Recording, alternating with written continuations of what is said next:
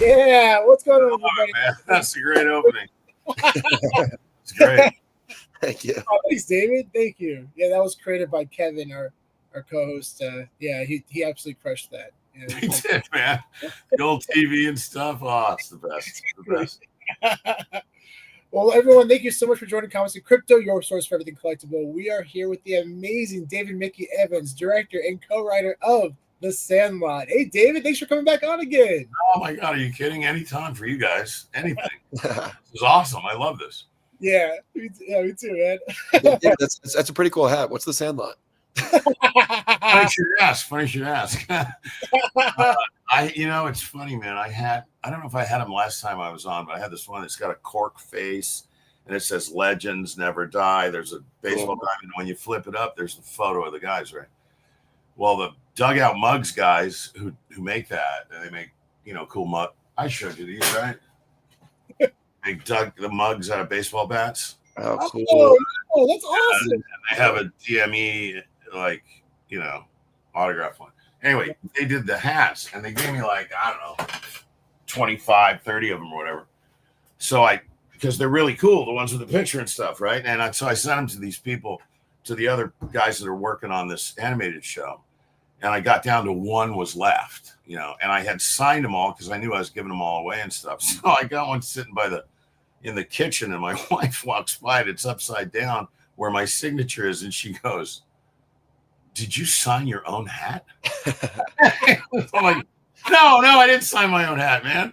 The point is, I wear it signed because every single one of them I've worn, somebody goes, "Oh my God, that's a cool hat. I love that movie." And I give it to them. So I went through 20 of these things. So I had to bust out the old school, Sandlot, buddy. Well, we're so excited to have you on today, and especially since we're going to be talking about a movie prop that's going to be at the end of the month. Yeah, we've been talking about this for a while, and I'm so happy that it's going to get out there for a chance for somebody who's a huge fan of the Sandlot, have this in their collection.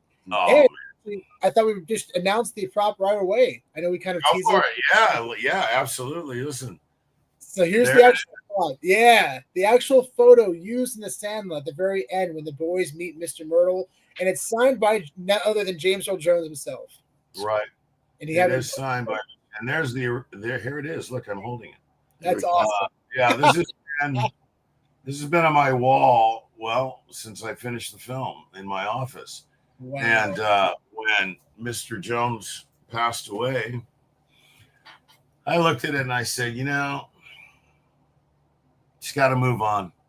Yeah. So many fans out there, there's so many people to which this movie is so beloved. I've got a few tasty little things, of course, I'll never part with. Mm-hmm. That's for the Sandlot Experience Museum. That'll be another show. I'll come on and announce that. Yeah, oh, cool. So and he signed it, and there's only one of these. There's actually two of the photos. But this is the one that was used in the movie in Mr. Myrtle's collectible souvenir case, memorabilia case, if you will. So this is the on-screen one. Yeah, it is absolutely the on-screen one.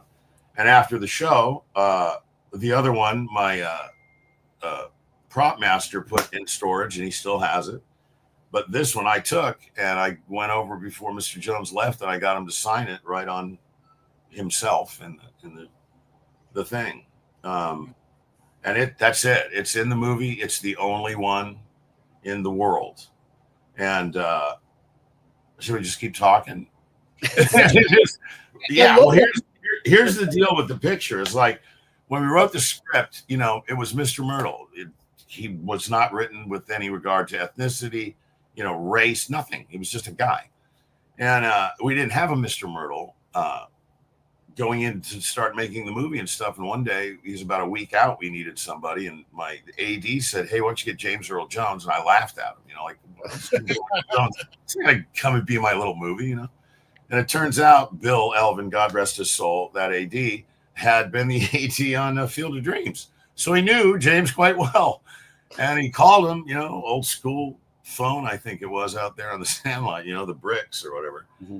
And listen, within a week, he said yes. I mean, he read the script, and he said to me on the phone, "David, now I never would have played with Babe Ruth, right?"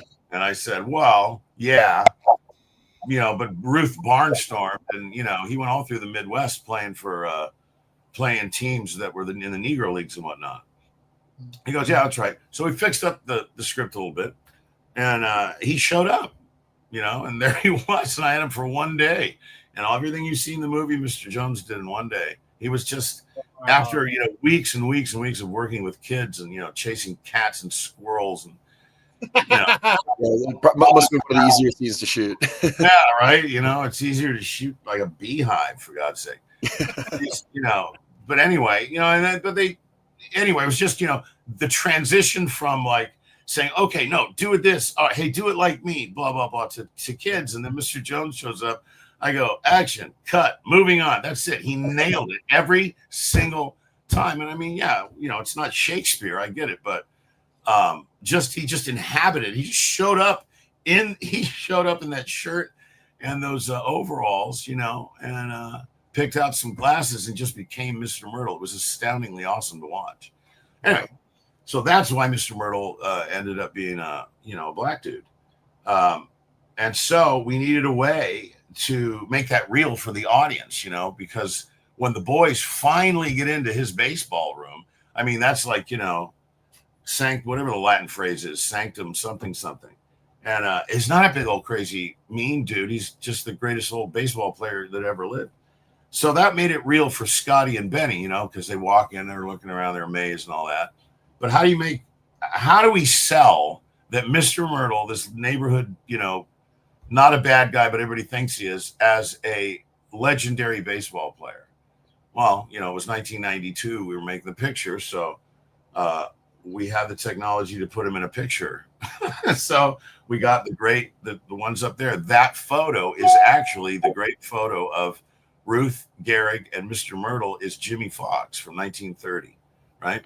So they changed his uniform a little bit because he's got a P for Pirates. It wasn't the Pittsburgh Pirates. I don't think they existed at the time, but it was a Negro League Pirates team. And it turns out that Ruth used to go and play barnstorming with those guys. So it turned out in the movie, here we go back in reality, that it did happen. It's just that it wasn't James Earl Jones. There was plenty of other great baseball players that he played with, but they were, separated at the time. Anyway, so that's how we did that. We put Mr. Myrtle in a photo with arguably the two biggest legendary baseball players of all time.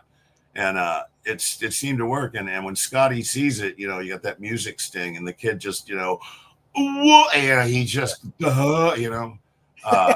it sold it, it sold it big time. And that is this. And in no small way, I mean, look, there's some really, really iconic props from the Sandlot. There's Squint's glasses, of course. Mm-hmm. I'll never part with those. Yeah.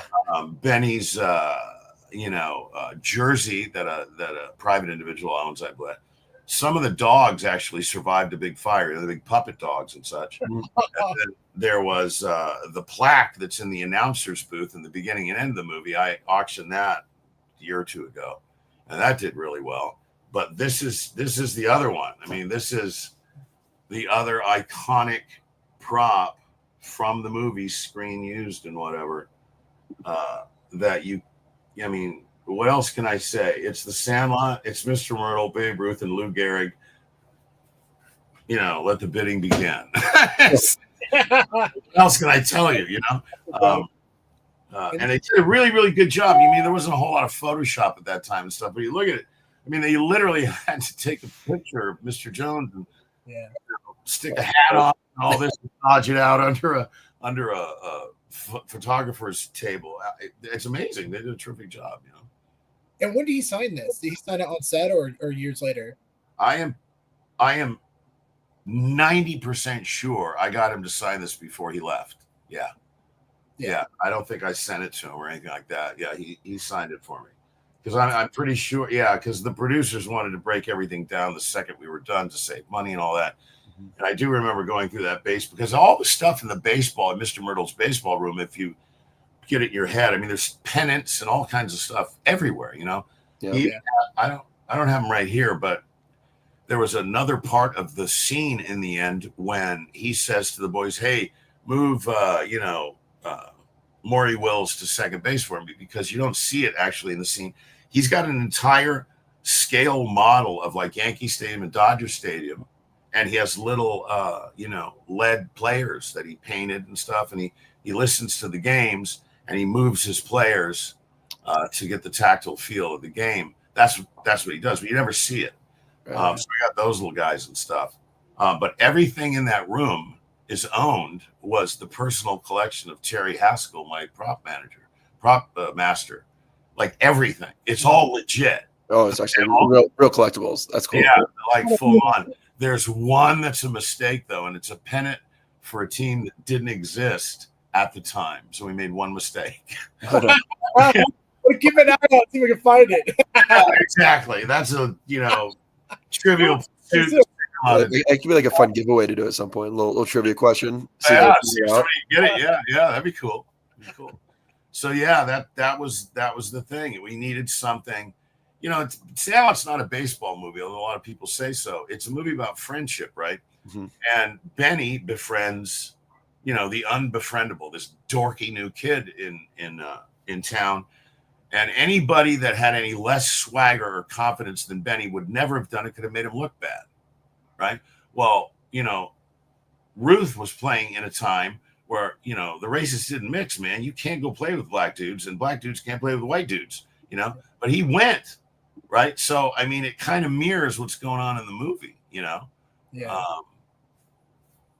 I just thought that up. That's weird. I never realized that, but it is actually true.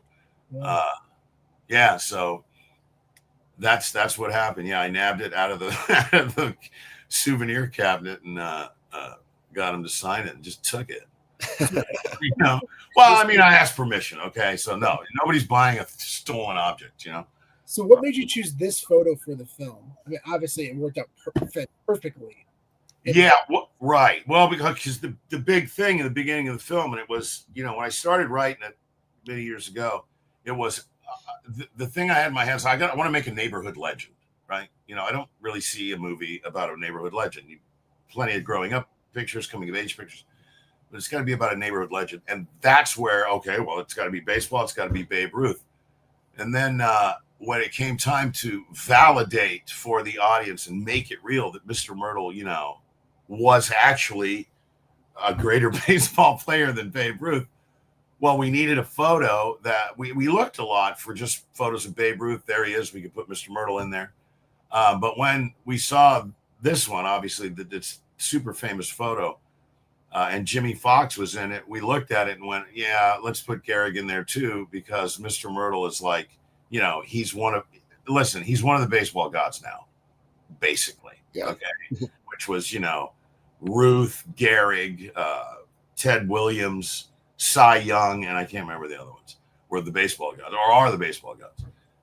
So we put him in there, and it's like, it's Lou Gehrig and Babe Ruth, there's a Latin phrase that you say in court. You go, "It is what it is, Your Honor. I have nothing else to add." Whatever that phrase is, there you go.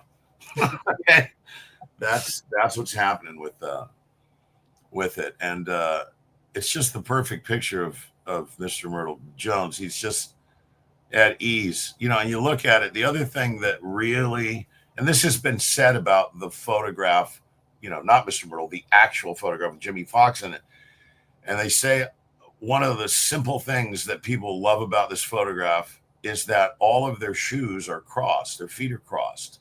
They're like little boys. Yeah. They're like little boys going, "Oh, okay, he's going to take my picture, got my feet crossed." And isn't that really what baseball is all about? Right? We play baseball. We play when we're kids. We don't work baseball. That's been said a billion times. And I think just the physical attitude, they're in repose, if you will, to a certain extent, makes it seem, one, like they're little boys, and two, they're all standing together, so they're buddies. Yeah, they're friends, man. Yeah, and Ruth's got his arm over there around, Thelonious Myrtle, and it couldn't have been more perfect. I don't think.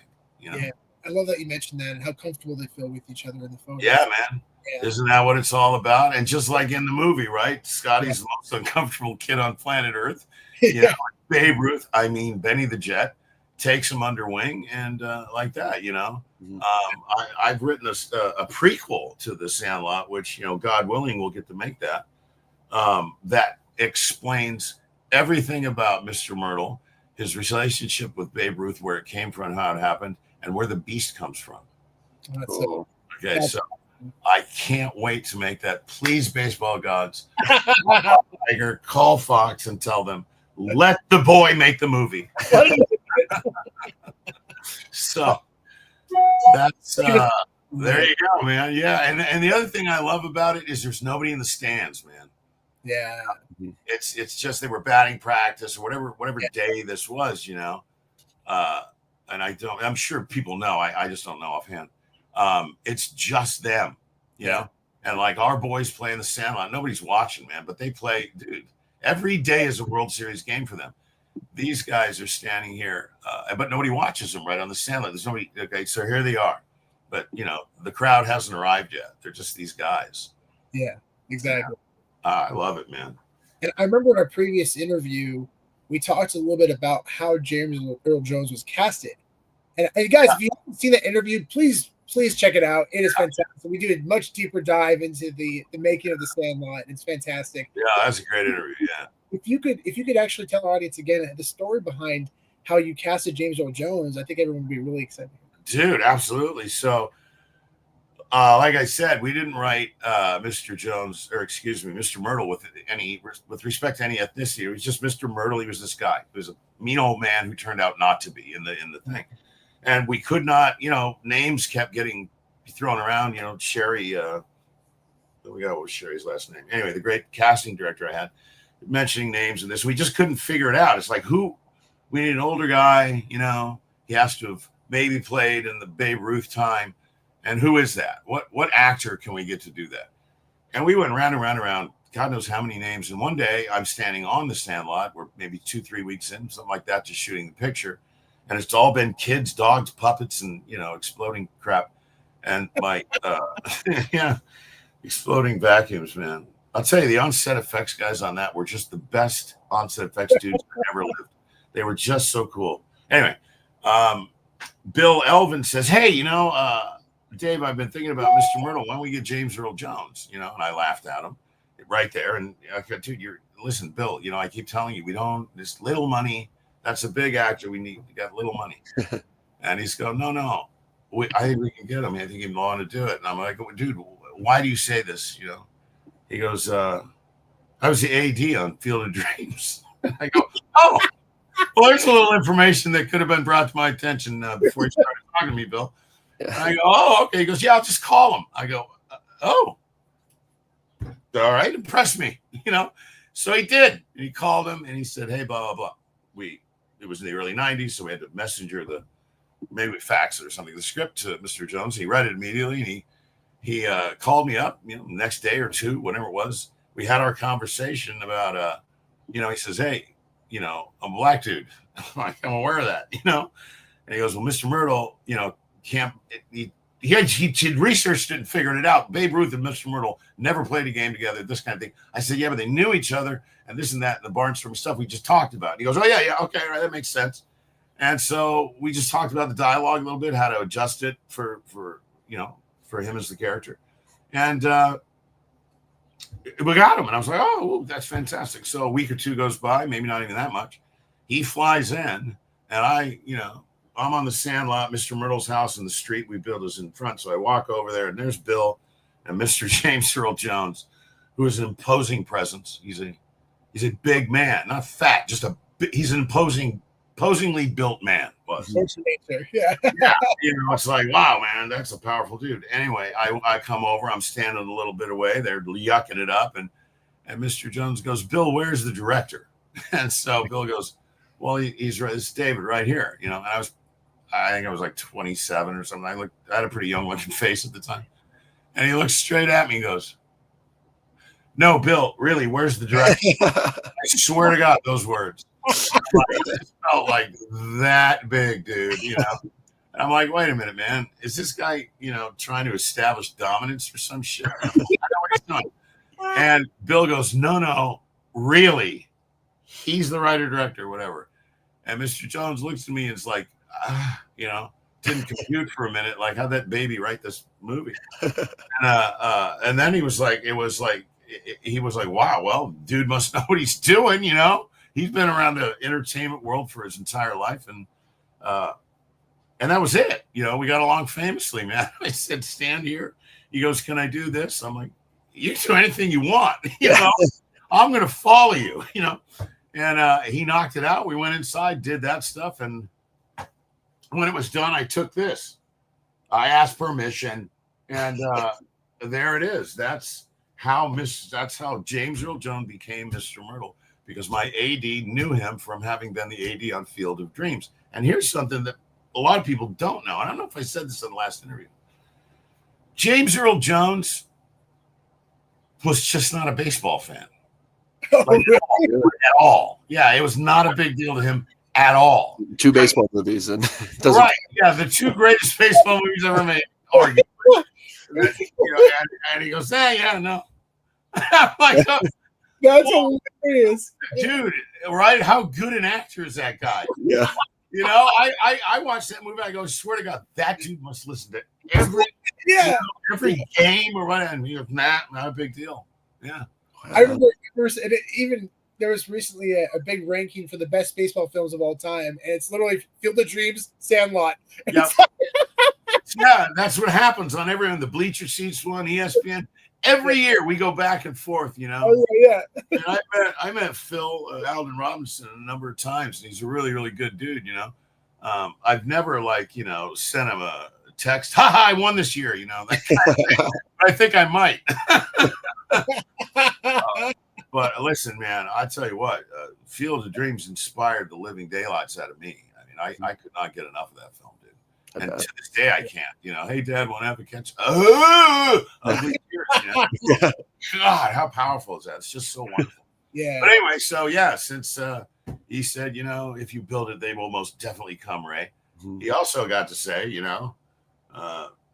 why did you just come knock on the door? I'd have gotten the ball for you. Yeah.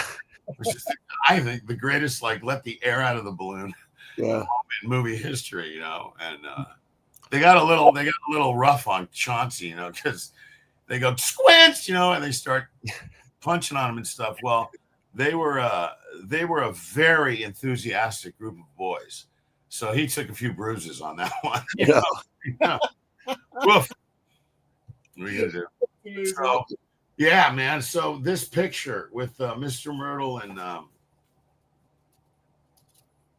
the other thing is in the movie, De Nunez, the pitcher, is wearing a hat, and I can't remember. It's escaping my. You guys remember he's wearing a hat, but the hat is from a Negro League baseball team that Mr. Myrtle would probably have played for, and that was Terry Haskell as well. Yeah, he's for fans who understand that deep knowledge. That's incredible. That's cool. Yeah,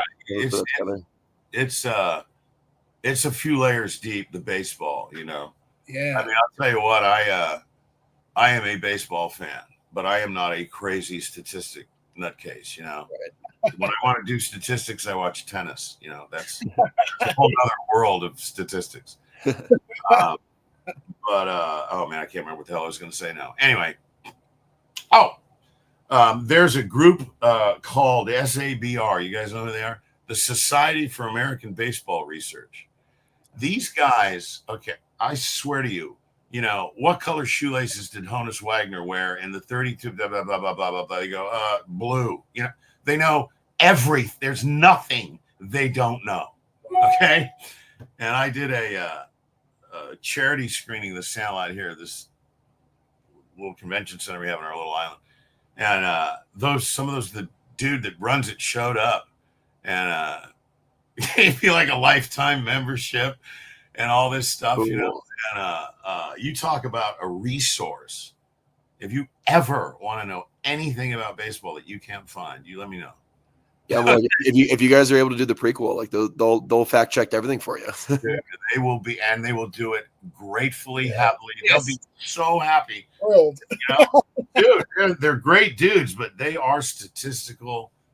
Well, frankly they're pathological with their statistics, which is all right. You got to dedicate your life to something, I suppose.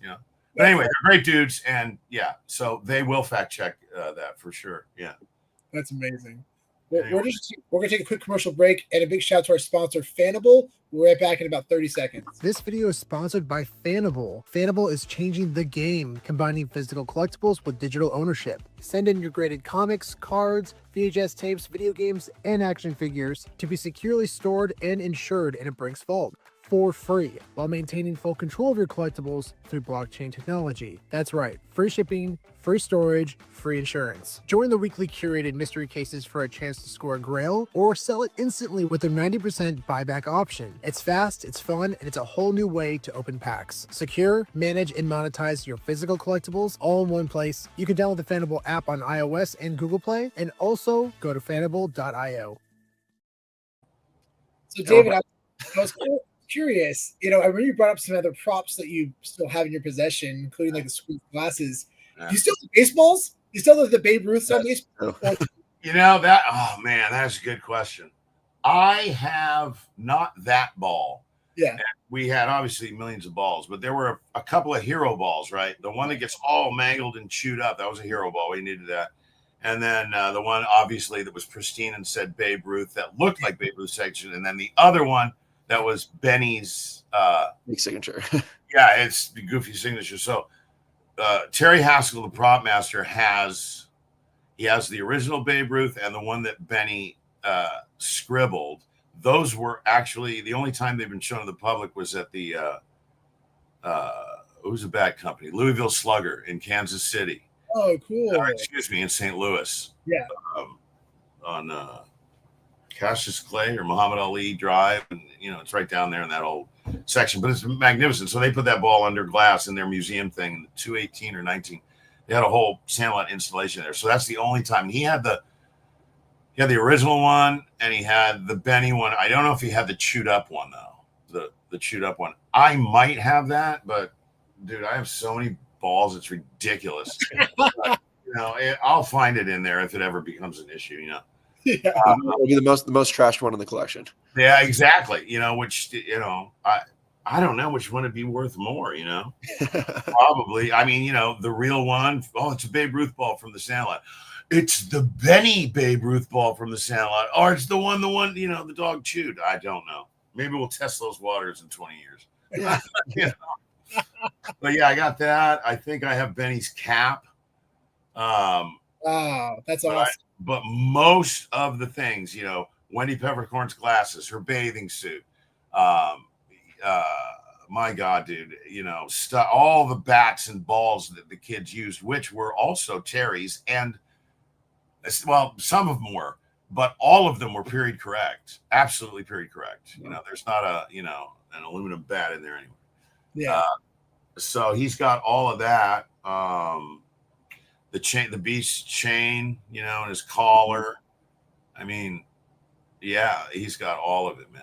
And, incredible. Do you have his original hat, the one that he wore when he first came out on the Sandlot with the fish? Oh yeah, the trout cap, man. Yeah. It's become a thing, dude. Of late, in the last few years, you go online. There's a bunch of companies that make them. Oh, yeah. So was it made for the movie, or was that made specifically for the movie? Dude, here's the deal. That is literally when I was a little kid. Here's a factoid nobody knows. When I was a little kid, maybe 10 years old, my brother was 8 or whatever. We took this cross-country trip. We were very poor. We had a VW van. And we went from LA to New Jersey to see my paternal grandparents, right? Because we didn't know our dad, but our grandparents were very nice people. And they were, lower middle class like us and stuff. And why am I telling you this? Oh, we're talking about the hat. When we got there, we were these little California boys. We were from Pennsylvania, but anyway, our grandfather gave us each one of those trout caps. It might have been a bass. I think it was a trout, a sea trout, and we all wore them. And they had these long. In that time, 1970, whatever. That was, the sun hat of the day. If you had a long bill, you're fine, which is ludicrous. Okay. I mean, you need a big brim hat, but no. So we wore those things and we were proud as punch. And when I'm trying to picture, I go, this kid's got to be a dork. What's he going to wear? Oh, I know, that hat, and so Cherry, costumes made him up. I think they did. They just got blank long-billed fishing caps and did the thing. I said till it was right, and I said, yeah, that's great. And I've found a few of them over the years, so I think I have one of those. I don't know if it was the one screen used or not, but yeah, I got one of them. It's awesome. So how does it normally work for, I guess, for people who aren't familiar with, because you keep saying I got permission to take this. So how does it generally work for movie props? Is it does the studio own them and you get permission to take them? Is it master? How does it? And maybe it was different for you guys for Sandlot compared to other films, but kind of curious how it works. The way it usually works is most shows, if you're on location, stuff like that, you got to buy a bunch of stuff that you're only going to use once for the show, whatever that may be. And at the end of the show, usually the show says, all right, dude, we got to sell all this stuff. And you get it for the dollar, a few dollars, that kind of thing. And it works out. Everybody's cool and stuff. But props like, a picture that does, it's not a commodity or whatever, or a product that they bought. When the movie's over, I just go to the producer and I go, mine. He goes, there he is, and off I go. The photos got to be, the original photo with Jimmy Foxx stuff, it was 1930, so it's definitely, in the public domain. So that's no problem. But and then sometimes the studios or the production companies will keep the stuff, I'm sure every prop from a Marvel movie is, cataloged and, that kind of thing. But this was, 35 years ago or more. So it was just common practice. What are they going to do with it? They had zero idea that this movie would make a dime, let alone become this big class. And definitely not thinking about these things as long-term collectibles. No, not at that point. We weren't. No. But it worked out that way though, didn't it? That's pretty cool. Yeah. I actually noticed too in the poster, which one of my favorite posters with the kids and then Hercules' paw on top. Yeah. So there's a specific type of variant VHS tape called screeners, and they're sent to retail shops, right, to determine how many copies they'd want to purchase, and that cover is actually on the screener tape of the Sandlot. Oh, that's right. Yeah, it was. That's right. Before they changed it to the boys and Benny up in the air and stuff. Yeah. Right. It was the original. I got one of those around here somewhere. Cool. That is those when we made this picture and we showed it to Fox, I had an office there and all. I was living high, man. It was a great time. And the marketing guys, the head of marketing and his right hand person, whatever, came down to my office out of the big tower, and they said, "Man, we just want to tell you, thank you for giving us a movie that we really like to work on."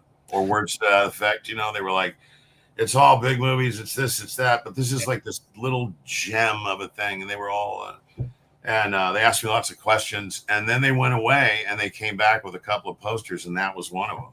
I said, that's one of the greatest movie posters I've ever seen in my life. Mm-hmm. It says everything about this movie with giving nothing away. Yep.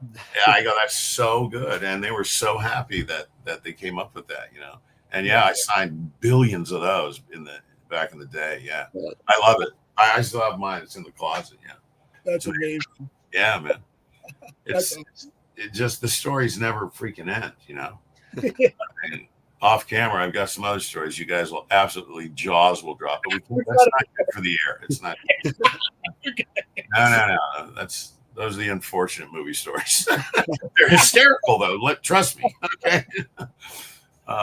Anyway, so Babe Ruth, Lou Gehrig, and Mr. Thelonious Myrtle. There it is, James Earl Jones, signed by the great man himself, the most gracious man I ever met.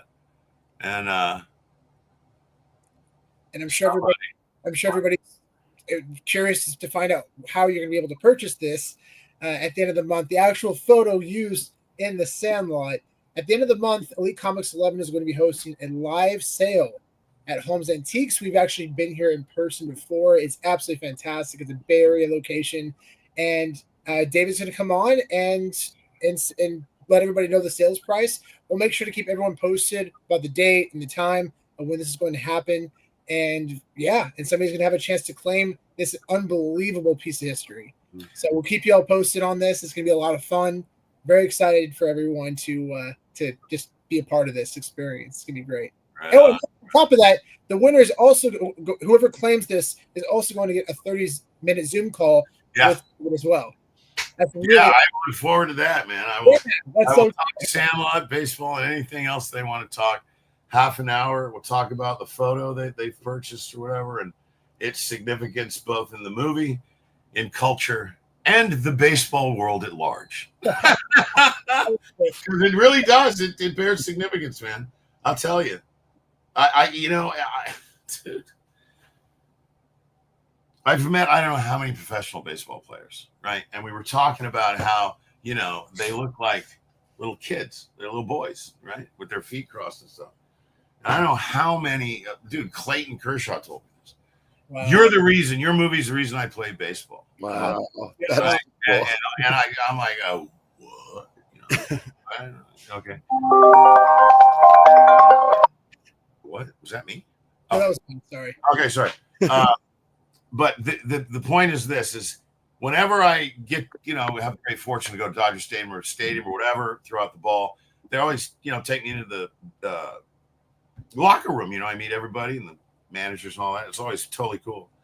But every single one of those guys, and these are, dude, I don't know if you ever stood next to like professional baseball players. For the most part, they're big humans. They're not little humans, man.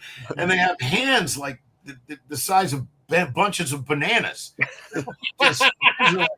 They're like iron, and you shake hands with them. But every single one of those guys that I've ever shaken hands with has turned into a little boy with a little cap and a little glove when they talk about the Sandlot. They turn into just little boys, man. So special. And, that's what they say, Spencer, is it's that special. It's why I play baseball. It's why I continue to play baseball, blah, blah, blah. And I believe that Mr. Thelonious Myrtle would agree with me. There you go. Did you ever think about that? The impact that this would have on generations? Impossible. No, Shy, day one, I was like, I hope they don't fire me. Day two was like, all right, I don't think they're going to fire me, but please let this be at least like in focus, and I after about the first week, it really got into a rhythm and stuff. But there's no way to know that, man.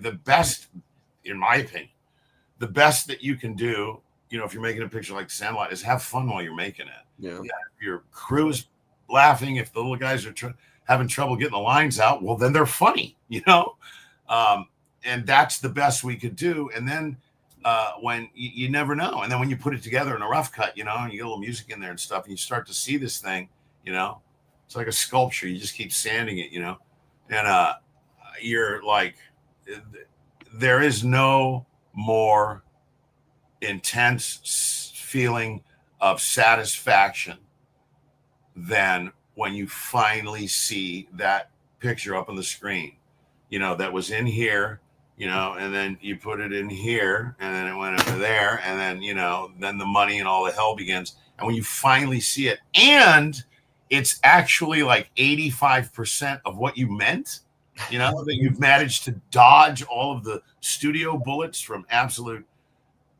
how the hell did they get the job executives, Mm-hmm. And then all of that, and then people like it. It's almost impossible to get there.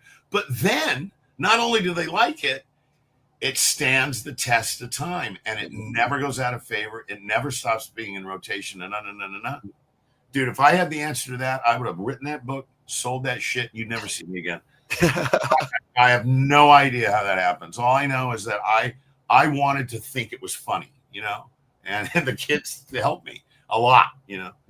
and that it did become that sort of thing is, hey man, there was no social media. There was, it was like you look in the paper, oh, it's playing at the AMC or whatever, Right. So that it came out of that, and we were kind of the last of that world, the mid 90s, and then the big stuff took off. Is impossible. It's like impossible. The only other movies that are like that are all holiday movies. Christmas Story, the things The Wonderful Life. I'm not comparing, at all. I'm just saying, as far as fans love it, want to watch it again and again and again. Forget all the Disney animated films. That's a whole different category into itself. But just in the larger independent film sense, it's number one. Yeah. And I'm very grateful for that. It feels it's one of the purest coming of age films I've ever seen. Mm-hmm. And I think it really shows the power of nostalgia. At its core, it shows there's always a certain moment in this film that connects with somebody one way or another. Oh yeah, listen. Yeah, nostalgia. I'm dealing right now when we're doing this animated thing, man. Is I gotta be the keeper of all that. I have so many 1960s slang lists hung around my office. It's ridiculous, But listen, when I was going through them, I hated the 70s, but now I miss them. I mean, dude, there's some cool stuff back then. And yeah. So what's this animated series you mentioned? I can't talk about it. I'll have to kill you. No, I can't talk about it. Okay, don't worry, we're getting close. Yeah. Okay. Say something. It's when that does happen, we gotta bring it back on. Yeah.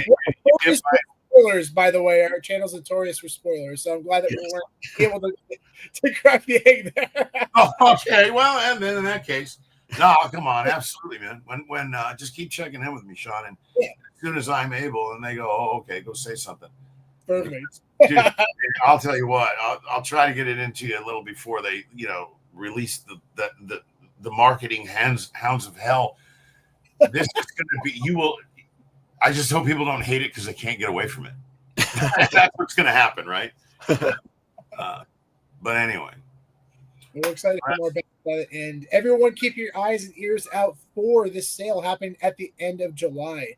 Absolutely. And of course, today's July 3rd, and tomorrow is, in my opinion, not just July, but it's also Sandlot Day. So make sure, yeah, man. If you haven't done so already, probably the most. I think it's by far my favorite 4th of July film, even above Independence Day. So, you know what, man? It's like I remember this was like 10 or more years ago, whatever. When Twitter was still Twitter, Kobe Bryant, man, every 4th of July would tweet, backyard, pool, and the Sandlot. That's America. It doesn't get any better. I've never met the mama, but I wish I had. But yeah, man, they just love it. Yeah. It's just, Disney and Fox, the prequel's a really good idea. You should make it. Come on. What do I got to do? Beg? I will, Anyway. Well, David, thanks so much for coming on. Thanks for having me, man. This is great. This is going to be absolutely fantastic. Look, that is going to be. I'll just tell you this. I can't guarantee anything, but I'll guarantee you this. Whoever picks this up and whoever puts this in their man cave wins. Yeah. The end. Yeah. Win, dude. Okay. Yeah. I got a Tom Brady. Who? Check this out. This is it's not just a piece of movie memorabilia, it's a piece of sports memorabilia. And it's, from like you just said, it's the most nostalgic film you can imagine. Mm-hmm. I will have a few pangs when it goes, but I will also be really happy that somebody else is going to get to stare at that thing and dream about baseball and the Sandlot, man. It's awesome. Well, hopefully it goes to a true fan. I hope so, man. I hope, some corporate buy it, man. That's been happening a lot. A lot of these big companies have been buying up collectibles. I know, right? It's the same thing in the real estate thing, I don't. Yeah, it's a trend, man. It's all this oscilloscope. Yeah. It'll go to somebody great, man. I know it will. All right, guys, we good? Thanks so much for joining. Again, big shout out to our sponsor, Fanable. Make sure to check out their weekly curated drops. And David, until next time. Thanks, Sean. Thanks, Spencer. Thanks. All right, man. I'll see you guys soon.